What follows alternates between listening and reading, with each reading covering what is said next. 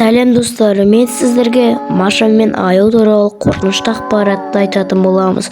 Маша негізі достар, ол шын өмірдегі бар адам болатын. Сонымен қатар достар, Машаның ата-анасы болғаннан кейін ол ата-аналар жұмысқа кеткеннен кейін Маша жалғыз қалатын. Және де Аю ауылдарға ғана шабуылдаған. Сонымен қатар Маша да болады. Маша да шыққанда Аю оған шабуыл жасап, ол өліп қалды.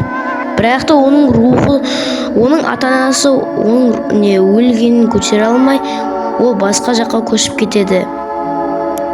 Сонымен қатар және де Машаның рухы сол үйде қалады. Аюға қарай күнде оның мазасын алатын.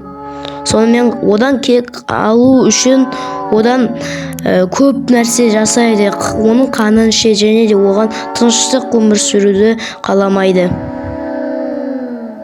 Достар, сіздер арнаға тіркеліп лайк басып комментарий жазуды ұмытпаңыздар. Себебі Маша медебет туралы достар менде де шығарып жатырмын.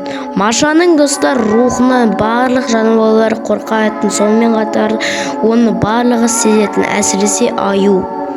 Аюның достар қанын ішеді. Және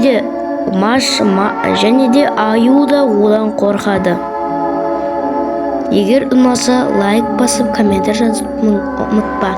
Ал давайте.